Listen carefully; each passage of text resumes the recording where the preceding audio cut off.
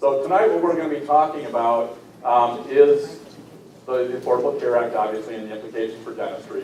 The way we're going to do this, I'm going to start with just an overview of the ACA, and I'll be calling it the ACA, not focusing that much on the dental aspects, and then Janice will come up and focus on those things.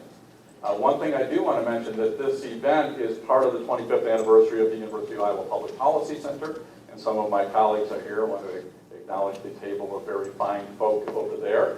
But the Public Policy Center is a part of the university where our primary mission is to do background research to help inform policymakers to allow them to make better decisions.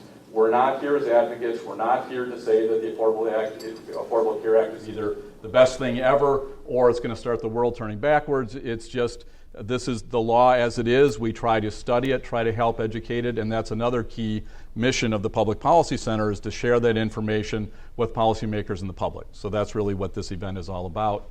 So we're going to talk a little bit about what's driving this to begin with, some of the things that are already in place. There are about 50 components of the Affordable Care Act that have already gone into place, and then what's coming up. And then Janice will focus a little bit more about what's going on with dentistry.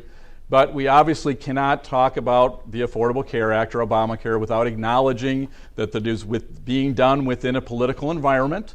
And there are some folks that are not as inclined toward this as an approach to trying to solve some of the problems that we have. Is this going to solve all of our problems? Absolutely not. Is it a step in that direction? You know, it's a step that some have decided is the way to address some of these things. But hopefully by the end of the evening, you'll be able to, I'm sure you already do, have some thoughts on that. But the reason that we're here is really because of these three issues. And the reason why we're spending all of this time talking about reforming the healthcare system is because of these things. In our world, from a research perspective, and as health services researchers, we study the healthcare system and look at cost of care, access to care, and quality of care. So your first quiz and only quiz question tonight is, how much do we spend in the United States on healthcare? So how many of you would say A? How many B? How many C? Okay, how many D? Okay, so the majority of you remember your grade school lesson that when you're not sure, you pick C, right? So it's about $3 trillion that we spend on healthcare in the United States. And a recent Institute of Medicine study indicated that about a third of that they would consider wasteful, meaning that it really did not go towards improving the health of the person that it was intended for. And obviously you can define waste in lots of different ways, but it's a lot of money. And what economists call opportunity cost is every dollar that we're spending on this is a dollar that we can't spend on something else. So that's one of the reasons that it's really important. And it's also important because we are obviously in an internationally competitive environment in terms of our economy. And so over here is 1980, and this is current, and these are different countries, the industrialized countries of the world. This is our cost curve in terms of average spending per capita per person in the United States over that time period. So right now we're spending more than twice as much than any other country in the world per person. And so whether you're talking about cars or any other types of commodity, the cost of the health care of the people that are making that goes into the price of our products, and it makes us less competitive. So it's something that's very important from that perspective. And then also, and a lot of the Affordable Care Act is designed to start filling sort of the next gap in the financial access question, and that's insurance coverage. So right now we've got about 50 million people in the United States that don't have health insurance coverage at any particular point in time. Another 25 million that are considered underinsured, meaning in the event that they have some sort of a catastrophic health problem, they don't have enough insurance. And many people don't know that's true until they have that event. You know, most of us don't know what the details are of our policy, and then all of a sudden, when we do need it, even though you think you have really good policy, it may or may not help. And that's why we have a lot of foreclosures due to that financial problem. And one of the key things about the uninsured that most people don't recognize is that 80% of the uninsured are working people and their families. So these are not people that aren't trying. They're what I call working at the wrong job. So you could have two printers, for example, working in two businesses side by side. One of them gets health insurance coverage and the other one doesn't. And how much does it cost an average policy, family policy for medical insurance in the United States? Anybody know? Janice knows. It's about $15,000 to $16,000 a year right now. And so for most people, even though they're working, they do tend to be in low-wage jobs. And so about 2/3 of the uninsured are working in jobs that pay less than $50,000 a year. So they're not going to have that kind of disposable income to be able to go out and purchase a health insurance policy at $15,000 to $16,000. So that's, again, one of the reasons we've sort of taken a piecemeal approach to covering people in the United States, going back to originally no coverage. Then during World War II, when we had the wage and price freeze on, and employers had to begin to offer health insurance and benefits as a way to attract and retain the few workers that were left in the United States. And then we started growing the employer-sponsored health insurance. Then in 1965, we had Medicare and Medicaid that came on. 1997, the Children's Health Insurance Program for kids of the working poor. And now this is sort of the next attempt to fill that gap. And so it's not really a consistent approach, but it's sort of that piecemeal approach, if you will. So that led to the signing of the Affordable Care Act in March of 2010. And if you remember nothing else, one of the things that I think is also not really well understood is that most of the insurance change components of this are designed for people with individual and small business market for insurance. Okay, most of the change has nothing to do with people in employer-sponsored insurance. It's really those folks that in Iowa City here would go down to the Farm Bureau office on Mormon Trek because they either don't have insurance themselves or their spouse doesn't or their child, and say they'd go out and buy a well-marked Blue Shield policy. And those are the people that if you had a pre-existing condition or you got sick and you'd reach your annual maximum, and or you had a small business and you were trying to employ 6, 7, 8 people and cover them, and one of them got sick, then or your costs are starting to go up sometimes 20, 30, 40% a year because of that. This is really an attempt to try to standardize and help those folks that go out and purchase that individual and small business type of insurance. Okay, we won't go into the other, we can talk about it later, but most of the employer-based insurance, especially over 50 people, are really self-insured and they're sort of outside of the traditional market. But in the end, this is what Obamacare ends up feeling like to a lot of people, right? And so this is President Obama here saying, maybe I should have been more specific. Well, it's really not a question of specificity. So like at the Public Policy Center, we look at environmental policy, transportation policy. All of those major bills really feel this complex, but I think this one's different because it affects about 1/6 of the economy, and it's a very personal issue. And so it's one of those things that people end up sort of turning off and sort of giving up, trying to understand it, and that's why it's great that you're all here, and hopefully we'll at least pick up a couple of things, but then they end up turning to sort of the talking heads. And if you're more liberal, you might look at MSNBC, if more conservative, look to Fox News, and then you just sort of absorb the talking points without really understanding what the good and the bad are or what the pieces and parts are.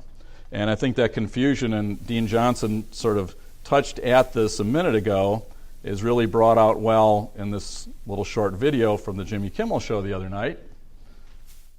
These government shutdowns have happened before. The last one was in 1996. But the debate on this one is particularly heated because people have such strong opinions about Obamacare. Interestingly, the polls show that most Americans say they don't like Obamacare, but they love what's in it when it all gets broken down. It's like the opposite of a McNugget. So, it's interesting. And when there are complicated issues to study, most people just side with whoever they usually side with. So I decided to conduct an experiment today. We sent a camera crew out on the Hollywood Boulevard to ask people which they thought was better, the Affordable Care Act or Obamacare. Now, as you may know, Obamacare is just a nickname for the Affordable Care Act. They're the same thing. But lo and behold, we found people who did not know that, and that didn't stop them from weighing in on it. We're talking about health care today, and which plan do you support, Obamacare or the Affordable Care Act? The Affordable Care Act. And what is it about Obamacare that you do not like? I just think that there's a lot of holes in it, and it needs to be revamped. I think it hasn't been thought out. You think the Affordable Care Act is a better plan than Obamacare? Better, but I'm not happy with that either. What do you agree with, Obamacare or the Affordable Care Act? I'm more sort of towards the Affordable Care Act, but I'm also very sympathetic for people that don't have the ability to have proper medical insurance. So the Affordable Health Care Act is still a better option than Yes. Obamacare? Yes. And why do you not agree with the Affordable Care Act? Well, I think it's more, it's not really available for all. So the Affordable Care Act is more affordable than Obamacare? Just the name says it all. Right. You would agree with the Affordable Care Act? Absolutely. I think it's nice that everyone can afford it, and everyone should be able to afford it, but to force people to pay something and then doctors to make something, limiting their ability to do their job, that's kind of anti-American. Right. So Obamacare is un-American? I think it's kind of un-American to force people. What if they can't afford it? What if they want more coverage? And the Affordable Care Act is American? I think it's more American because it allows people to make their own choices on what they want and who they want to work with. Do you agree with the Affordable Care Act or Obamacare? The affordable. And why do you prefer the Affordable Care Act over Obamacare? I just don't agree with the whole Obamacare policy thing that's going on. I just don't agree with it. And do you believe that an informed citizenry is essential to a democracy? Yes. So you disagree with Obamacare? Yes, I do. Do you think insurance companies should be able to exclude people with pre-existing conditions? No. Do you agree that young people should be able to stay on their parents' plans until they are 26? They should be able to, yes. Do you agree that companies with 50 or more employees should provide health care? I do. And so by that logic, you would be for the Affordable Care Act? Yes. What plan do you support, Obamacare or the Affordable Care Act? The Affordable Care Act. And why do you support that over Obamacare? Do not like Obamacare. I don't like anything that has to be forced for everybody to buy. It's just not good. Do you think Obamacare is socialist? Yes, I do. Do you think the Affordable Care Act is socialist? No. Do you believe that Obamacare will eventually lead to gun prohibition? Yes. Do you know that Obamacare and the Affordable Care Act are the same thing? No, they're not. Thanks, you made me look stupid. It's what we do. Okay, you did good. Oh, hey, look who's in the audience.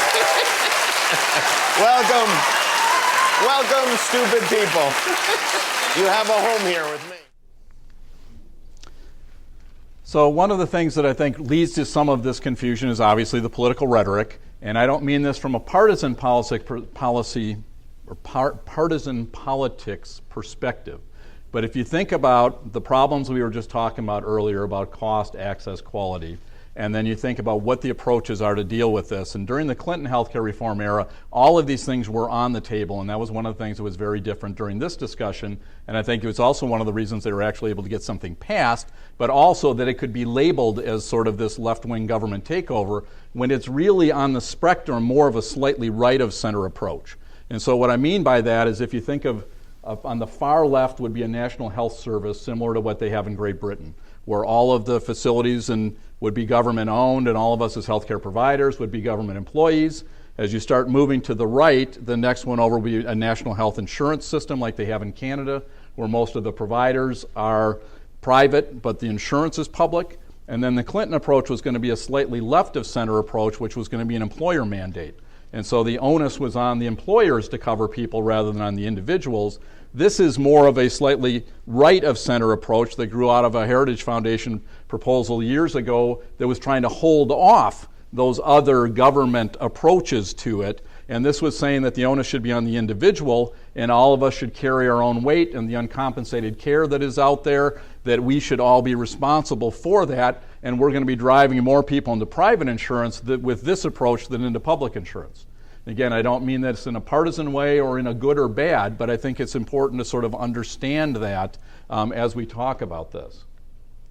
And obviously the two parties don't necessarily agree on how big a deal this is. To the Democrat, this is a crisis and we need to do something about it. In general, the Republicans, when they've had the power over healthcare issues, not quite as much. When I did a talk like this with our State Department of Public Health director, she would say, well, it's not the Republicans, and she's a libertarian-ish Republican. It's not the Republicans don't care about healthcare reform, it's just we feel that cost is more important than access. But I do think there is a difference. So what is this all going to cost? So the best estimates are that it's going to be a little under $1 trillion. Anybody want to bet on that? Anybody know what happened when Medicare went into place? And we had cost estimates for what Medicare was going to cost. Well, within about 2 or 3 years, those cost estimates actually blew through that. But the cost estimate is this, in that at this point, most of the estimates would also say that it's not going to have a significant impact on the deficit because of cost shifting that's going on and different things that are going on within public programs. But again, that's something that you kind of have to judge for yourself.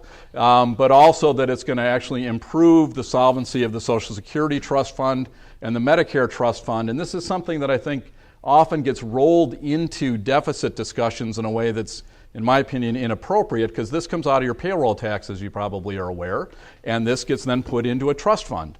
And what we've done with all these public insurance programs, if you think about it, we've taken all the highest cost, highest risk people and pulled them into Medicare and Medicaid and the Children's Health Insurance Program.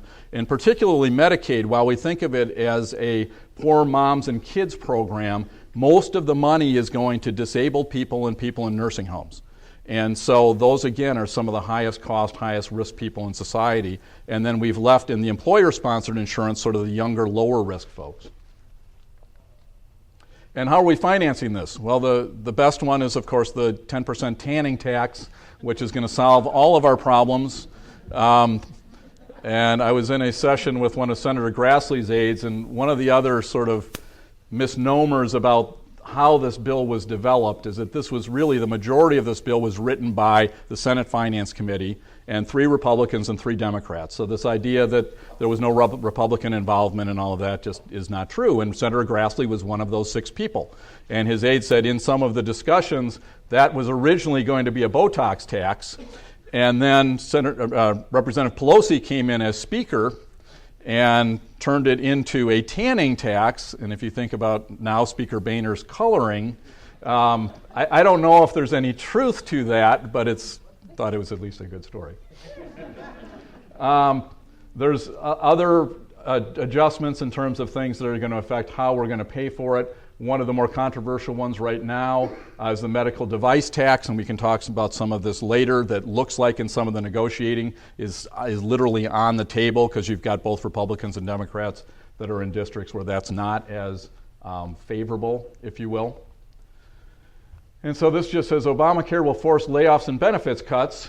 Well, you've been doing that for years. You can't penalize us for a pre-existing condition. So, a lot of the issues that we're dealing with have been going on for the last 20 years. And we've had businesses that their costs are going up so much, so they're pushing more of the costs onto their employees. They've been reducing some dependent coverage and other kinds of things, and that's why the number of uninsured has really grown to what it is, in addition to the fact that we don't have much in the way of unionized workers anymore in the United States, and so that ability, regardless of what you think about unions, but the collective bargaining aspect that goes along to be able to get the benefits at this level are not really there. So in the end, it's expected that this will net about 25 million more people covered out of the 50 million. Who do you think will be left? Who's left in the 25 million that are still uninsured? Right, illegal, undocumented people are not eligible for any of the benefits in the ACA. Right. Some low-income people, particularly in states that have opted not to have a Medicaid expansion. So Texas, for example, where you've got 1 out of 4 people that are uninsured, they've got the highest rate in the country, also have opted not to do the Medicaid expansion. So everybody under 100% of poverty are not eligible to even get the subsidy to purchase the private insurance. And then you'll have some people that'll just opt to pay the penalty and not purchase insurance. So those are the main folks that are left. So as I mentioned, there's about 50 different components to that. I'm not going to go through all of these, but some of those you're a little bit more familiar with, about, as was mentioned, covering kids up to age 26 on your parents' policies. That's picked up in the neighborhood of 3.5 to 7 million people, but it's transient, right? It's just for that short time period, generally from about 22 to 26, but that's when the health insurance marketplaces will then come in and give them an option to go from there. There's small business tax credits.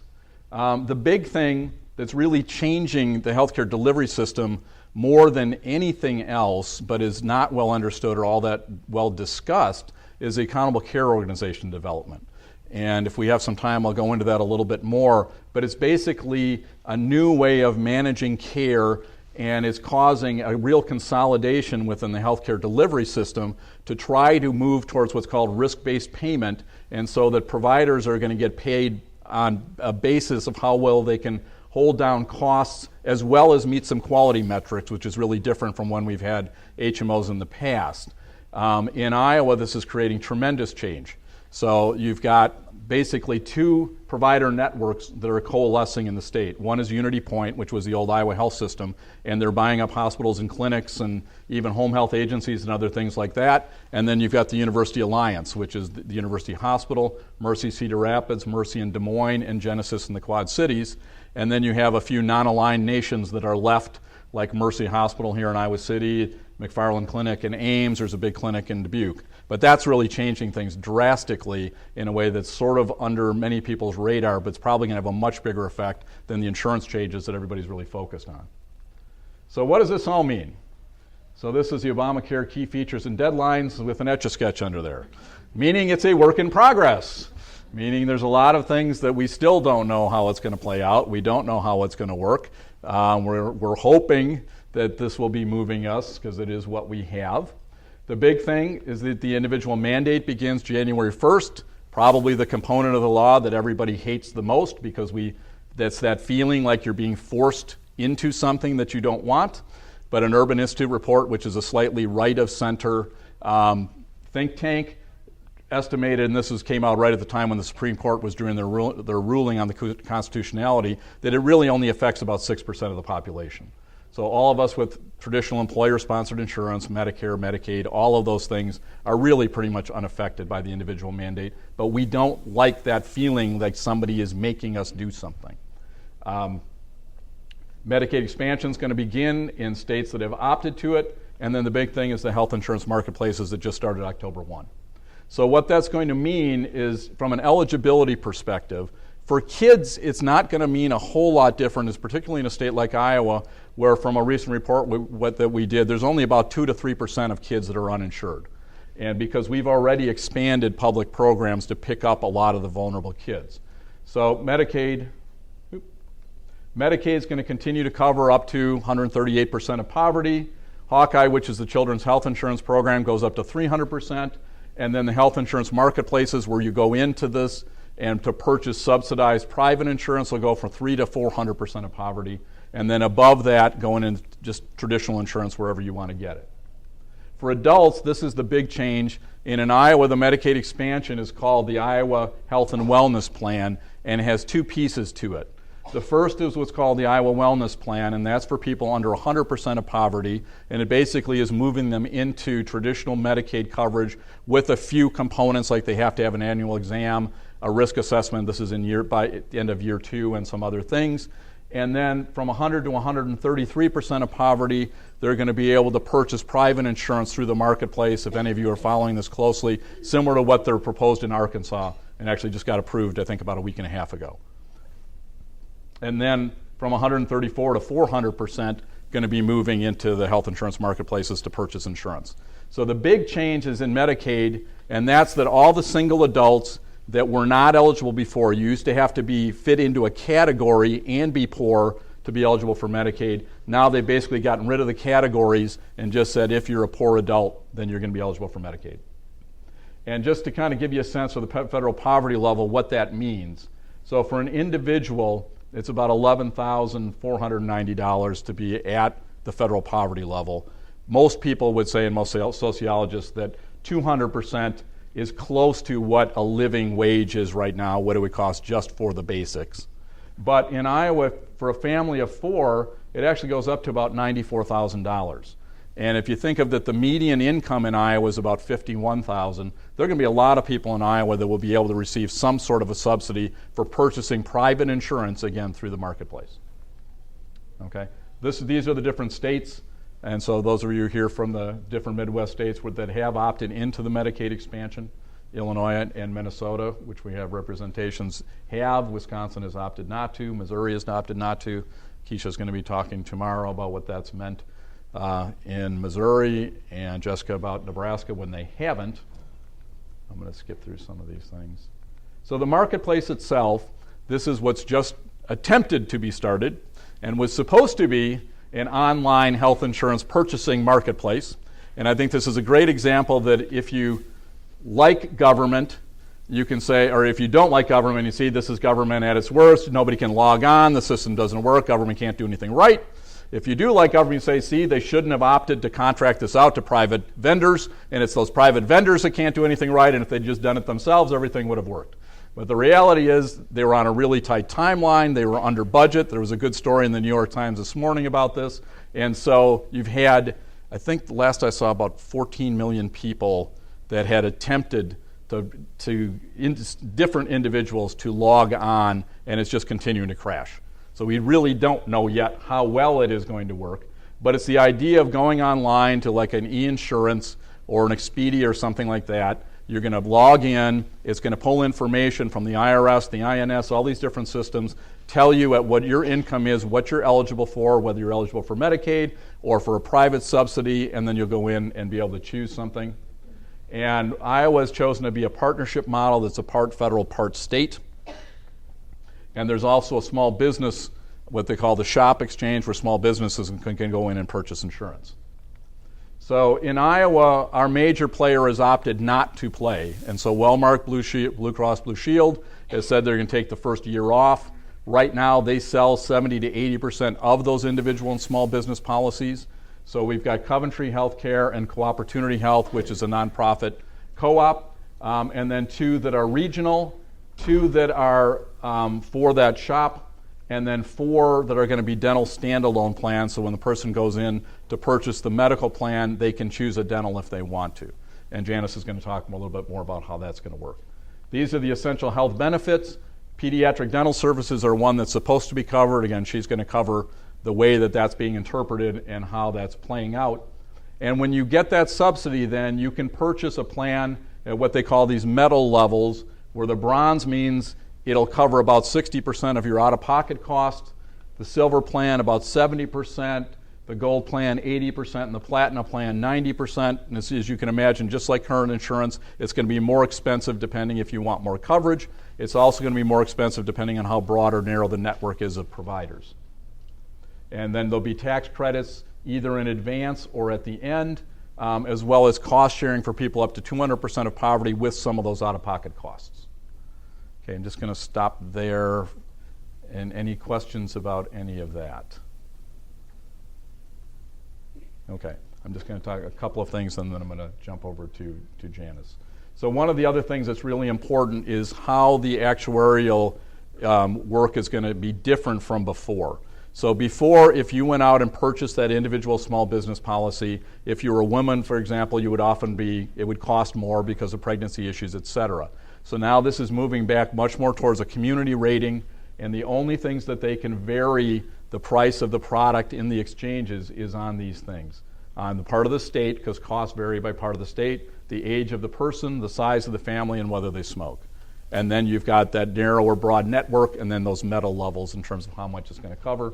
And the average prices are coming in much, much lower than what most people expected. There's actually some plans that are about $120 depending on what part of the state and what they'll cover. So on average, about $200 a month for a non-smoking 21-year-old or $600 for a non-smoking 62-year-old. Okay?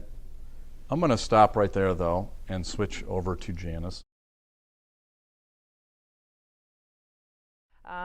First, thank you for the opportunity to come out and speak to you all tonight. I have had a long day, but it's been a lovely day. I was telling everyone that we've had a number of days of extremely heavy rain in Washington, and so although I was on an airplane for quite a while, getting out here, it was sunny, and then I got a nice tour of the campus here at the University of Iowa, and this is my third trip to the state of Iowa over, I guess, in the last 20 years. So I've gotten a little flavor. It's very nice. Everyone's very friendly, so I appreciate it.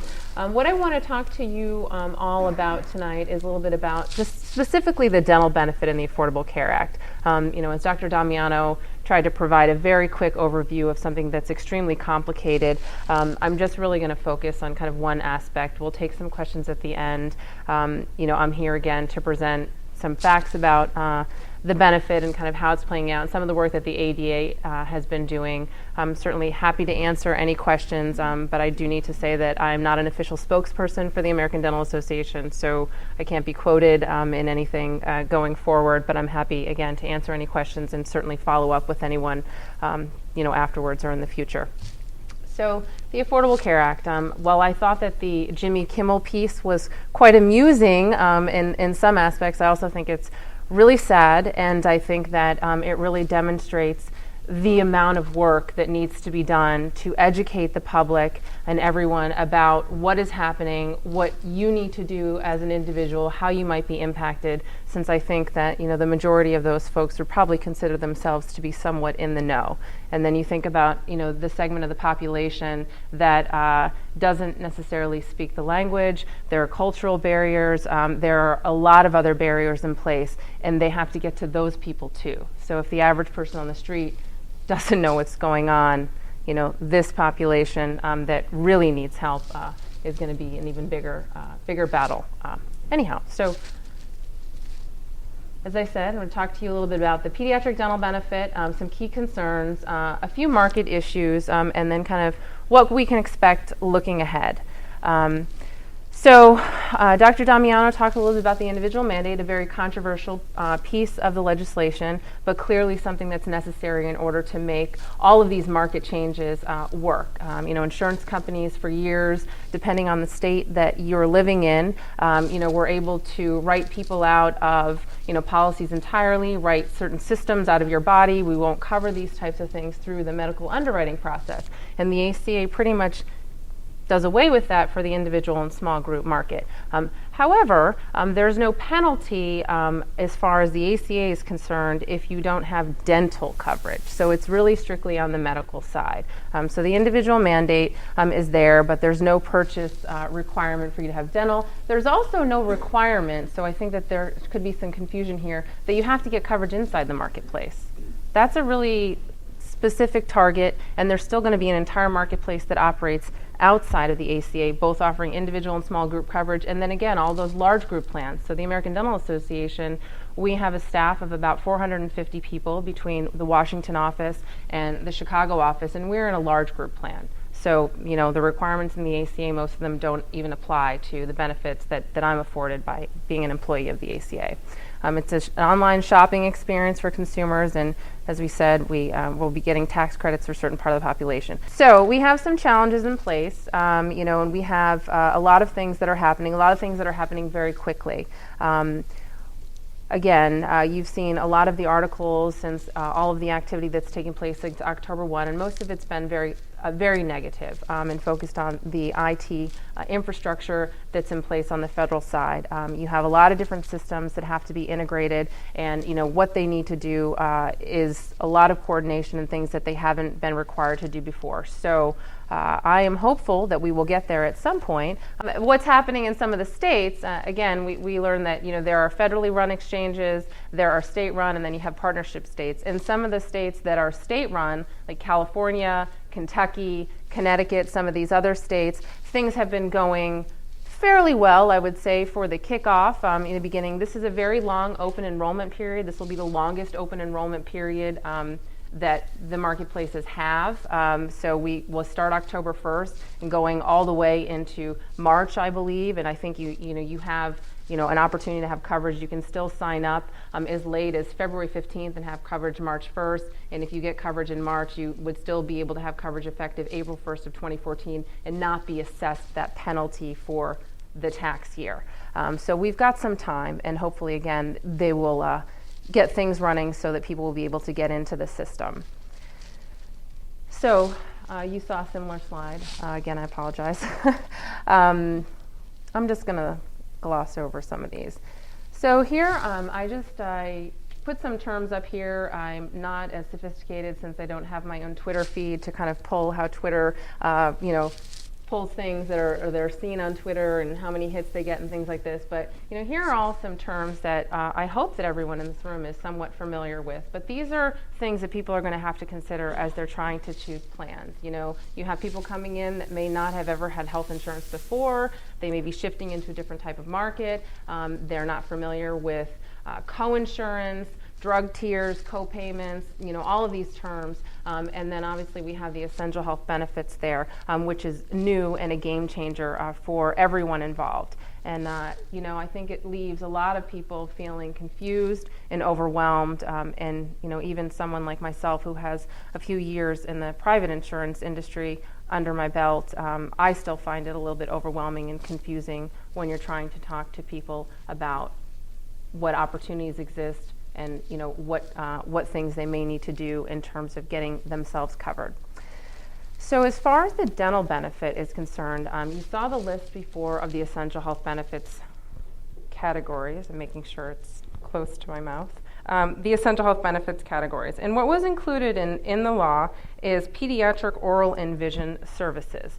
It was not specifically defined in terms of the actual benefit that needs to be provided. It just said pediatric oral and vision services. And so there were a lot of questions once that was in there. Obviously, ensuring access to coverage for children, will help them get off to a great start. But without a definition, we were wondering, what does that mean and how's that going to play out? There's no requirement for adults to have dental coverage, and in fact, while there will be plans available for adults to purchase inside the marketplace, anyone who's receiving a tax subsidy, the tax subsidy will not be available or applicable to any standalone dental product that you're buying as an adult. So, a little bit of maybe perhaps a miss there for some, and then there is no adult dental benefit that was included as part of the Medicaid expansion at the federal level. So again, you have pretty comprehensive coverage here in the state of Iowa, but in most states, coverage for adults under Medicaid is, emergency extractions at best, and states have been reducing that coverage over the past few years as a result of the, budget situation in most state legislatures. For the pediatric population, which is all children up through age 19, so when you hit your 19th birthday, you will be afforded the opportunity to have pediatric oral services in the individual and small group markets, both inside and outside of the exchanges. I think it's important to keep in mind that, again, you're still going to have this marketplace that exists outside that serves a similar population. You just won't have the tax credit availability, so that may still be a place where a lot of people who might be of higher income choose to purchase their coverage, and they'll still kind of continue on. The difference will be that the benefit packages will look different, and certainly the deductibles and co-insurance, since the plans have to meet some other market requirements. And again, for large group plans, such as the one that I'm in, there is no requirement to meet the essential health benefits requirements. So all of your large companies that usually provide very rich benefit packages, General Mode, I don't know, that's maybe not a good example, but your larger companies, they're not really required to provide these benefits. Most of them provide very comprehensive coverage, but there's no requirement for them to meet these requirements. So some of the issues that we have relate to benefit design, consumer transparency, affordability. This may be a very big one, and purchases within and outside of the marketplaces, and then the somewhat lack of consumer protections on these plans. So when the law passed, and then we had a flurry of regulations that came out from the Department of Health and Human Services, we were all waiting for the regulation that talked about the essential health benefits, and what was that going to say, and what direction was that going to give the states. I think that for a lot of people, especially in states with Republican governors that have chosen to kind of go the federal way, a lot of people thought this really wasn't going to move forward, and so they waited a long time. And then the regulations came out and gave specific deadlines to states, and states had to make choices, and they had to provide that information back to the federal government. And again, I think we now have 27 states that are federally run, and those states had the option to choose a benchmark package of benefits, and any state that didn't pick one, the federal government picked for them. And so in those states, the default plan in the federally run is the largest small group product in the state. And again, HHS gave states a number of options that you could choose from, and what we found, and what's important, is that in all of these plan options, virtually almost all of them, none of them had dental services for children. So if you are familiar with the Dental benefits marketplace, you know that almost 98% of all people get their dental coverage through through standalone dental plans. Delta Dental is a plan, and probably very popular here in the state of Iowa and many other states and other carriers across the country. And so you may have coverage from your employer, or you may have purchased coverage, but it's not part of your medical plan. It may be from two different companies. And so the states were then given guidance that they had to choose a supplemental option. And it actually affected vision coverage and then habilitative services, which is another category within the essential health benefits. So they told states that they could pick either their CHIP benefit or the largest FEDVIP plan, and FEDVIP stands for the Federal Employees Dental Vision Insurance Program. We have a lot of acronyms in Washington, so there's just one, or I guess you have two with CHIP, and then three with the ACA. But the largest plan for 2012 by enrollment is a MetLife High Option Plan. It's a pretty comprehensive benefits package. And so 31 states went with FEDVIP. Again, a number of those in there are the default federally run marketplaces, and so they defaulted to the FEDVIP plan, and then 19 states chose CHIP. We have one state, and that's on my next slide here, which is Utah, that went with their benchmark benefit package is a state employee health plan, and because it does have a very limited dental benefit, it is considered to have met the requirements because, again, we don't have a definition, and so Utah will be providing some very nominal preventive services to children who are enrolled in that plan. And again, time will tell and see how this works out for us. So, some of the questions that we're concerned about, and we have been concerned about, and many folks, working in the dental community is what is this going to look like? What plans are going to be available? Are these plans going to be comprehensive? How are they going to be offered? Are consumers going to understand what their coverage options are? Are they going to be interested in getting dental coverage? How is this all going to play out? And so the ADA worked very closely with the American Academy of Pediatric Dentistry kind of throughout this process.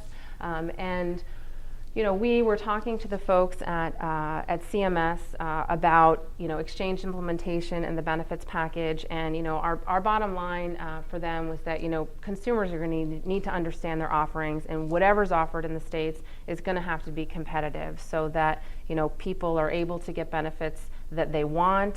They're going to be able to go see the dentist that maybe they want to go see, or their dentist that they have been seeing. And we need to make it so that people can continue to access the coverage that they had before the Affordable Care Act went into place. So if you like your coverage, you can keep it. Had to say that. And so we've been working with them and providing them information, and they kind of said, well, states are going to be able to, certify their plans, and they have to meet these benefits requirements. But, going forward, we're not sure we're going to get into the business of telling you how you have to offer your plan. So your plan can be offered, any which way, as long as it, meets the requirements in the state, and, you are going to meet the other pricing requirements that are placed on you. Now, Dr. Damiano talked about the metal levels, which are tied to actuarial value of plans. There are actuarial value requirements for dental plans, standalone dental plans, and they're a little bit different because of the nature of dental benefits. It'll be hard, I think, for those plans to meet the 60, 70, 80, 90, and so their actuarial value requirements are 70 and 85. It's a low and a high, and if the coverage is standalone, they are able to have a separate deductible. If you remember back to the slide, you saw the maximum out-of-pocket cost was $6,350 for an individual in 2014, and I think $12,700 for a family.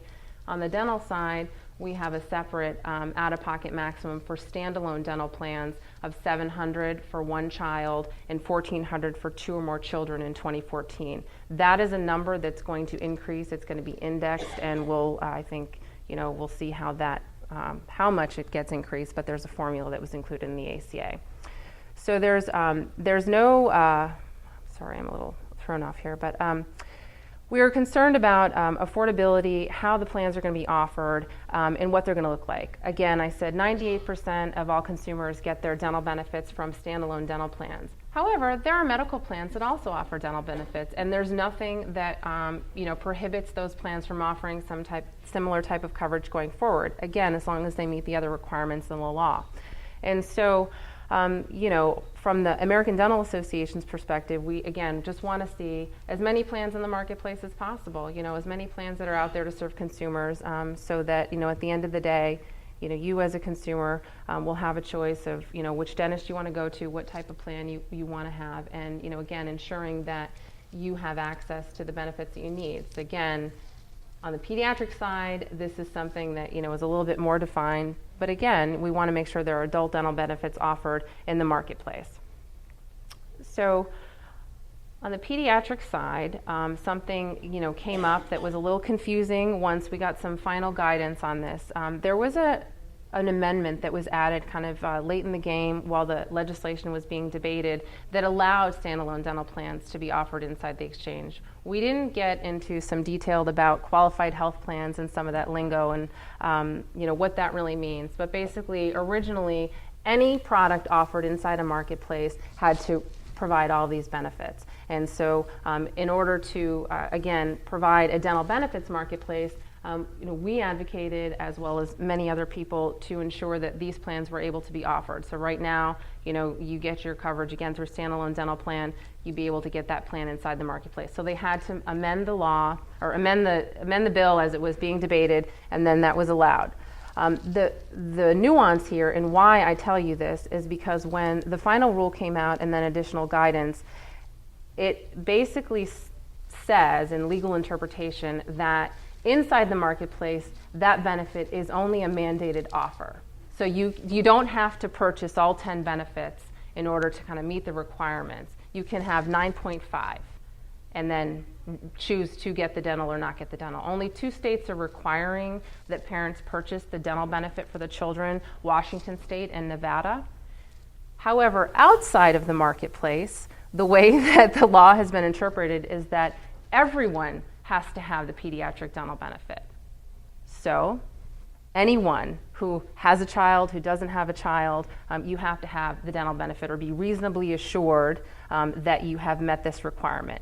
And the reason that this is kind of funky and doesn't really make a whole lot of sense is clearly the target population inside the marketplaces is going to be on the lower end of the income spectrum and eligible for tax credits. And so we'll see if that gets revisited in the future.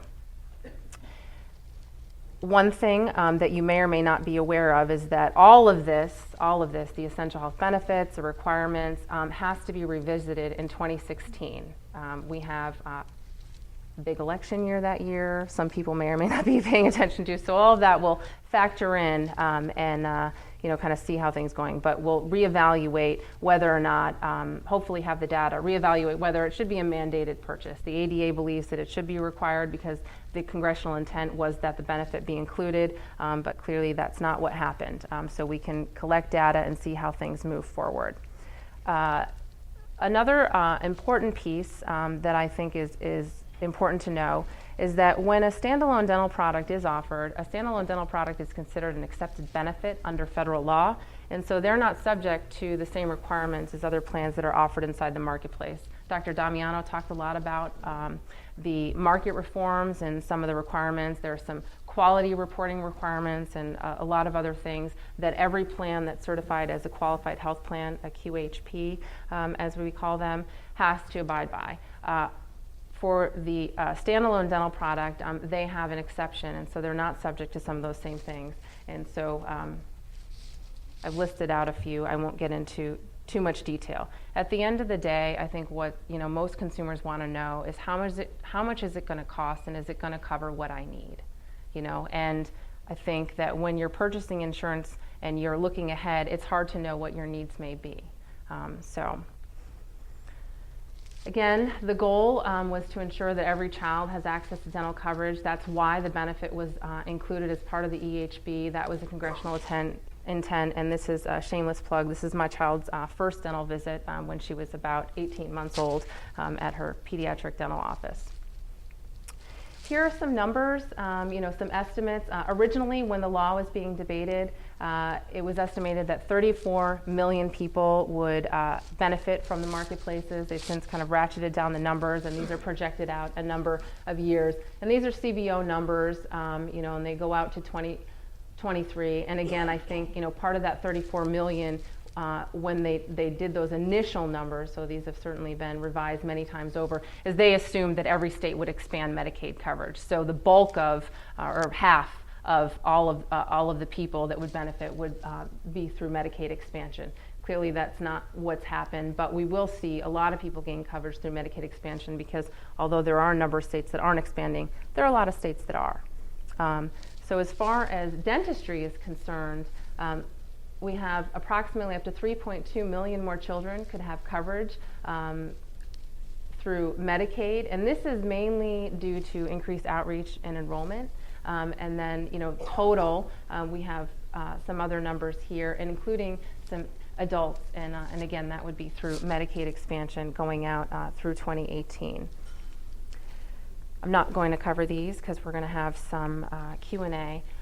But again, I think that the congressional intent was there. It's important that benefit remain intact. We are going to be collecting data at the American Dental Association. I'm sure the folks at the Iowa Public Policy Center will be collecting data and looking at how all this unfolds and really kind of see where we are a few years from now and evaluate the essential health benefits and looking at the benefit packages in the states and what people are purchasing. Are people going to go with the bronze plan? Are people going to go with the platinum plan? Are people going to buy the dental if it's not required? What's it going to look like outside the marketplace? One thing that I'm not going to talk about but just mention is private exchanges. I don't know, has anyone in this room heard the term private exchange? Few people have, okay. There's a lot of talk in the employer community about this and how this will take off over the next few years, and that will have a significant impact on benefits on the dental side as well, because you're putting kind of consumers more in the driver's seat in terms of what they're choosing if they're given money to go out into these private exchanges. I would encourage you to read into that. That's actually very interesting what's happening on that side. Consumer engagement. We saw the Jimmy Kimmel video there. I mean, dental is not on most people's radar screen. It really isn't. It's an afterthought, unfortunately, and it's very sad. But consumer engagement and really, getting to people when they're making the coverage decision, getting to the folks like the navigators and the in-person assisters and all these people that are doing the community outreach at the local level and telling them, what's available and what they may want to purchase and what they need to purchase will be essential, crucial to the success of, ensuring that children have access to dental coverage. Quality reporting requirements, although that's not really applicable right now to standalone dental plans, will be most likely in place in a few years and certainly change the way that dental benefits are provided in the dental benefits marketplace.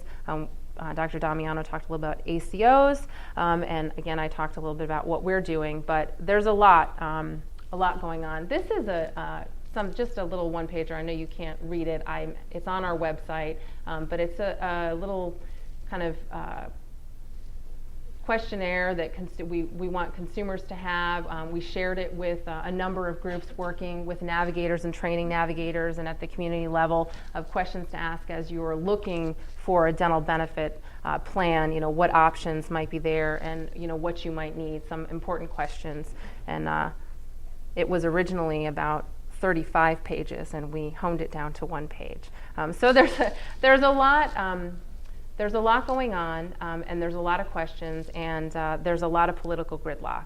And right now, you pick up the newspaper and you think that you don't know what's going on in Washington, but things are happening. States are moving ahead, and I think that what will be important for the dental community is educating consumers, making sure that people are aware, ensuring that products are available, whether that's standalone or embedded as part of a complete medical package, and making sure that the dentists in the community and everyone involved, primary care health associations and federally qualified health centers, many of them are navigators, but really educating the public and telling people what's available, what opportunities are there, and the value, the importance of having oral health coverage so that you can utilize and access care.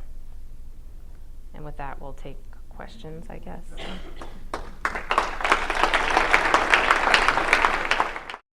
I think as far as outreach and enrollment for Medicaid on the adult side, in those states that are expanding, I think that from what I've seen and what I've read, there's a lot going on in terms of outreach and enrollment efforts at the local and community level. I mean, whether that's at your WIC center, I think you referenced that earlier, or churches, the navigators, all these people that are involved are working on signing folks up. As far as those other states, a lot of that is very political, so there will be elections in the future. There may be a change in the state legislature to increase coverage for that population by expanding. I think the gap that exists for people in those states that are very low income, I don't even know if that's a good word, I mean extremely poor, would probably be the better way to describe that population, who won't have access to anything.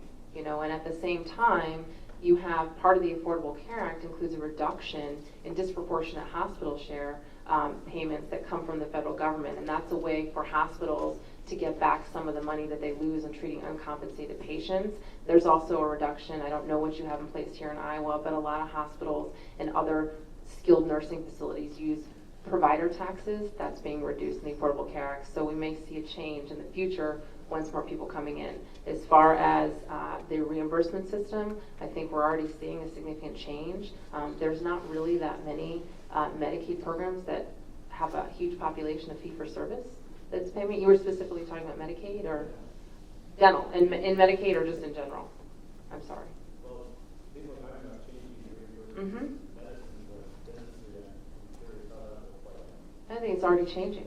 I mean, we're already seeing on the Medicaid side, most states are not paying fee-for-service in Medicaid, and with the growth of accountable care organizations and maybe the integration of dental, there will be different payments. And once we do have a set of quality measures, they're not widely adopted, but I think once that comes into the picture, that will also change, I think, the way that payment is rendered for dental services. Right. And then specifically in terms of Iowa, we've got about 140,000 people that they're estimated are going to be primarily adults that will be Medicaid eligible, and then another 70,000 that have been in the Iowa Care program, which is an Iowa-specific program for low-income adults, primarily those single adults that didn't qualify before, but also had very few dental benefits to it. And what Iowa is going to do is take the 70,000 who are in Iowa Care and automatically enroll them, most of them, into one of those Medicaid, the wellness plan or the Medicaid choice plan. And so they won't have to go through an enrollment process, and they will gain dental benefits for the first time.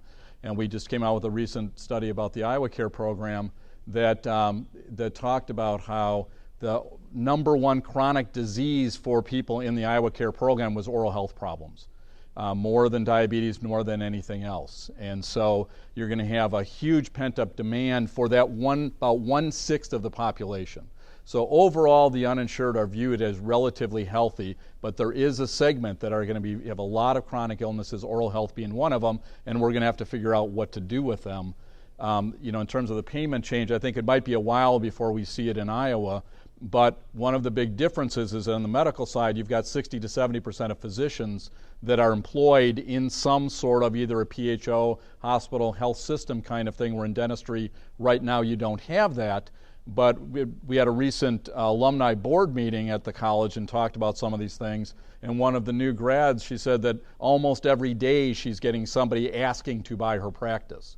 Now, so is that going to happen overnight? Probably not. But over time, if we do have much more of a collectivization of some sort, whether it's an Applewhite kind of dental approach, which is, sort of what I would say corporate light, or it's going to be an Aspen Dental, more the storefront model or whatever, if we have more and more people in those kinds of practices, that will allow for differences in payment and organization. So, yes, sir. Kind of along that same topic, and going with that. We're adding, from what you're saying, it sounds like 210,000 more people would be eligible for Medicaid, up to even $94,000 income. Well, that's not Medicaid. Again, though up to 94,000 would be people purchasing private insurance. It's up to 133% of poverty for Medicaid, just so that that's clear, because it's confusing. That they must buy some form of insurance. Well, it would be supplemented or something, but it would not actually be part of Medicaid. Is that correct? Sure. So let me try to kind of differentiate, because I think it's a little bit confusing that the marketplaces are they're private insurance plans, and there are some states that are kind of shifting Medicaid population, but the payment will still come from Medicaid. The individual mandate requires every American to have, minimum essential coverage, and whether that is through what you have now or you're going to be purchasing a plan inside the marketplace. And if you go inside the marketplace and you are between 100 and 400% of the federal poverty level, you will be eligible for a subsidy to help offset the cost of those premiums. And then anyone, as Dr. Damiano said, up to 133% will be eligible for Medicaid. So that's a little bit separate. Does that answer your question? In part. Okay. Up to 133% would be available to go on Medicaid, which I think you just said would be 210,000. Roughly, yes. And again, even that 100 to 133, though, would be private, because in Iowa we've chosen to have that as that choice model to purchase private insurance.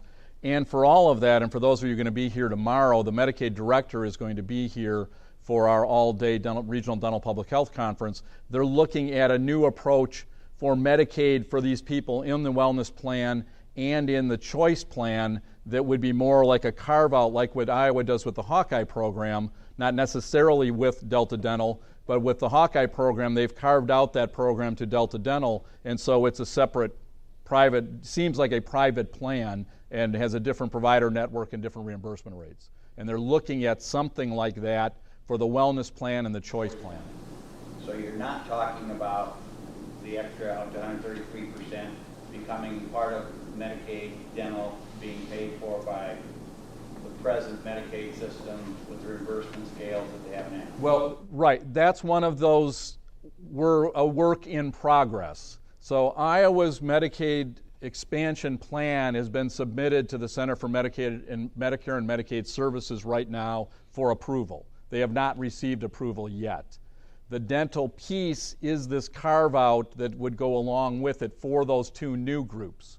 And that's, again, hasn't been approved, has not been finalized. It's just, trying to work through the system.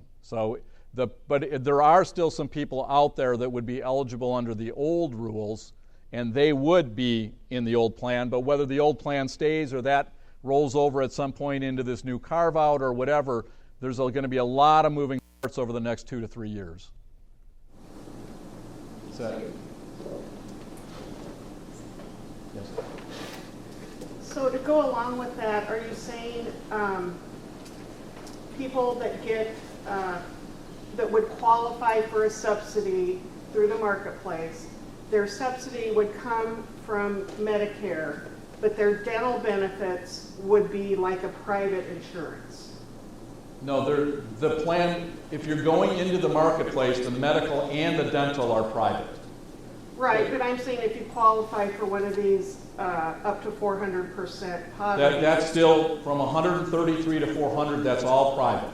Right, but you would qualify for a subsidy under premiums. Correct. Yes. Where is that subsidy money coming from? It's coming from the federal government. Through the Medicare? It's just a part of the ACA. Dr. Damiano talked about all those different pay-fors, the medical device tax, an increase on higher income individuals, an increase in payroll taxes, and I mean we could talk about taxes. I could give you 2 pages of taxes that were included to help pay for legislation, but other aspects. And then the federal government has said that we will provide funding for the subsidies for the Affordable Care Act, and then is generating new revenue through new taxes that went into effect. So somebody walking into your dental office that has one of these programs, what you're going to receive as a provider will be different than what you receive right now from Medicare. It would be what that insurance offers. Would be more like a Delta dental plan. We showed there were 4 dental companies that have been approved to provide private plans in the marketplace on that standalone dental side. So you'd log into the site, you'd pick a medical plan with or without a subsidy, and then you can pick a dental plan if you wanted to. And those plans would be not a whole lot different than any other private dental plans that you now deal with in terms of whether you like the reimbursement rates or not, how broad the provider network is, all of those kinds of things. Right, and I think it's important to just make sure that everyone understands that the ACA does not address directly reimbursement on the medical or dental side. I mean, they outline benefit requirements and things like this, but any actual reimbursement is going to happen between the insurance company and then the provider who chooses to participate in the network. Okay. Right, so there are a lot of the things that you may or may not like about insurance today are still there because we're driving more people into private insurance than into public insurance, and the same thing on the public side in terms of whether you like or don't like some of those things, but the reimbursement is completely separate from the plan discussion. Yes. And another complicating factor because of access is even though the dental coverage might increase with the marketplace, dentists can still opt not to accept those patients, right? Yes. Right, so the question was, can the dentist still opt out of participating in any of these plans? And absolutely.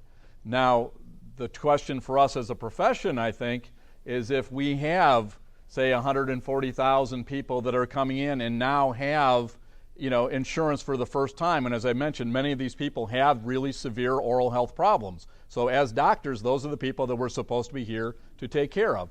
If we as a profession, though, opt out because we don't like this or don't like that about Medicaid, then where does that leave us in terms of options and whether you want to talk about mid-levels or other kinds of people who might be willing to step in and see these populations? It's something we're going to have to figure out how we're going to deal with, or making our practices more efficient so we can see more people, or whatever it is.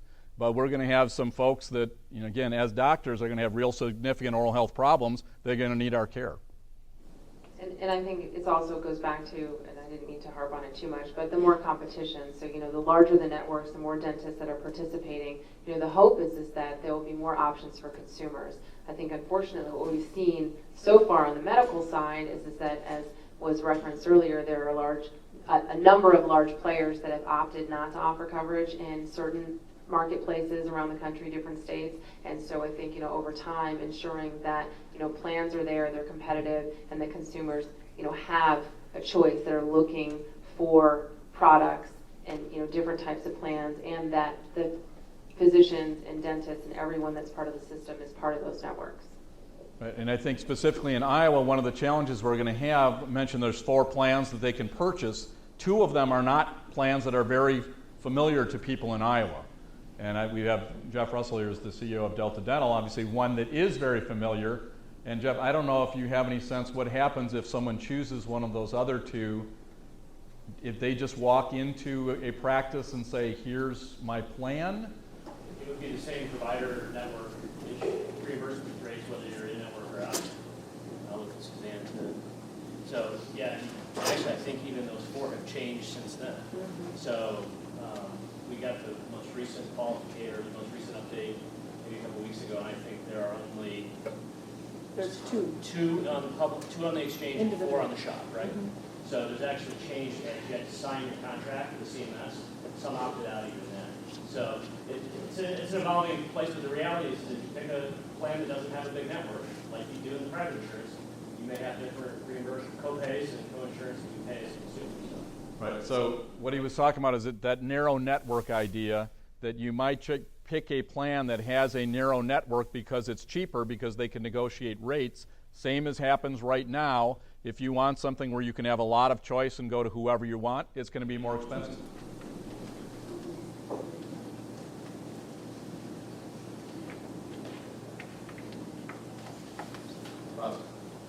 There is a question that's kind of sitting in the background. This act and all the exchanges and so forth that's developing, we don't know what the cost is actually going to be. There's an estimate of what it might be. And so the federal government is going to be hard-pressed to put money into this as it grows. Is there a chance that a lot of the basic safety net programs we have now, such as Title V, and many of the other programs that are funded by federal government, could funding for those organizations be shifted into basically backfilling the expense for the ACA if it basically shoots off the grass as far as cost? The question is, some of the other safety net programs that are being funded, could those dollars be shifted? One of the big concerns with the ACA generally and with the private marketplace is that the younger, healthier people are not going to opt in. And if they don't do that over the first couple of years, then the actuarial cost estimates for why the plans are so low are going to change, and then those prices will go up, and it might make it not as affordable. And so then how do they cover some of all those types of costs? And there is talk about, what would happen to Title V and some of these others. And there are some people that believe, I've heard even in the state, that, we don't need these programs anymore because we now have this.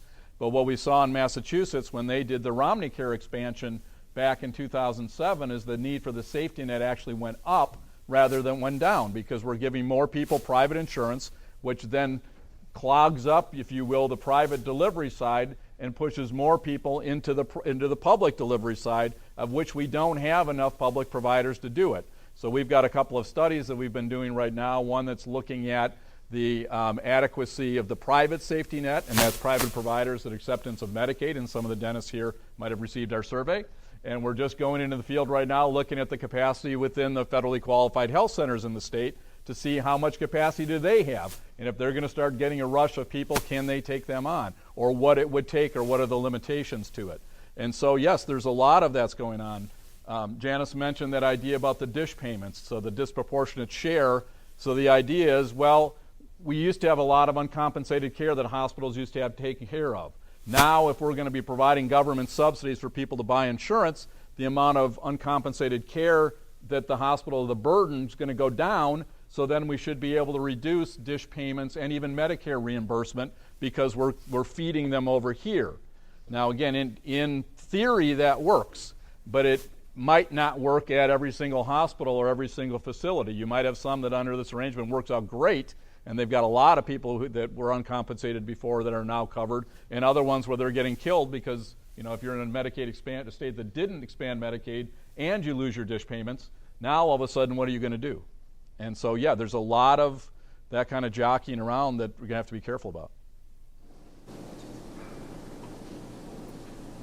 Just to clarify about the enrollment and say in Iowa with the 2 to 4 new options for purchase and subsidy, the providers would be invited to sign on a new contract, even if it was with Delta Dental that they already have one. This would be new agreements for new people with new conditions, etc.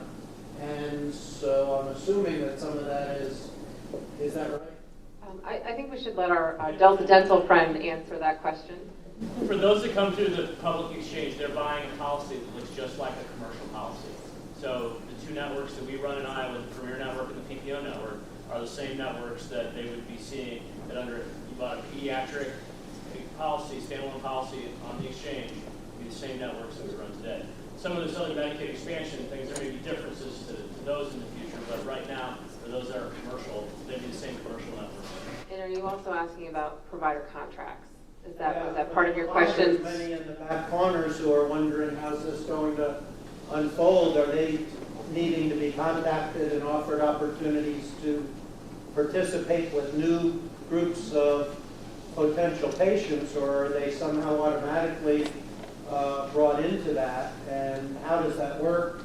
And what is the timing with federal government delays and everything else, as everyone is antsy about the timing for January 1? Again, I think the point that Dr. Damiano made is this is, it's a market-based reform to the extent that they're trying to push people into private insurance, whether it's on the medical side or on the dental side. So the networks are the same. So, if you look at Coventry's medical network, it's the same whether you bought Coventry through a private employer, whether you bought Coventry through the public exchanges. It's exactly the same with, I'll speak for us, for Delta Dental. It's a Premier contract, it's a PPO contract. The contracts are the same whether you have commercial folks that are in that, whether you have people buying on the public exchange. Now, for Medicaid, though, that is changing with the wellness plan because they're going to change the way that they are paying providers. Now, this is on the medical side. On the dental side, it hasn't changed yet, but they are having to recontract everybody on the medical side, and they're initially going to the ACOs, those two large groups, to get them on board first because it's easier contracting, and then they're going to start going to the independents and bringing them on because they need a network in place. And they literally had to do that in a matter of weeks. I mean, the timeline for the implementation of all this stuff is just insane, really, when you think about all that had to been done and in that kind of timing.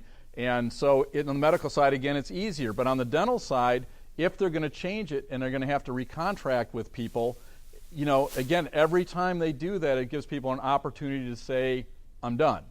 And there was just on the regular Medicaid contract, and they went through that about 6 months ago. And at least initially, people were very slow, dentists were very slow to sign back on to Medicaid in the state. I never heard where the numbers were in terms of where they ended up. But if they do this again, and if it's a desirable plan and they can communicate that effectively, then people would be, but the communicating about this is also critical and has been very challenging, in the past, because a lot of people just hear Medicaid government insurance CHIP and opt out, even though, like the CHIP is a Delta Dental plan, and it's a good plan. It's not that different than their commercial plans, but often because the government, they think it's bad. And so that's one of the things that's really important, is to really, as providers, look carefully at these things, really think it through. Don't make knee-jerk reactions that this is good or bad. It may not be something that you want to do, and that's fine, but really be careful with that from a business perspective as well as from a doctor perspective in taking care of people.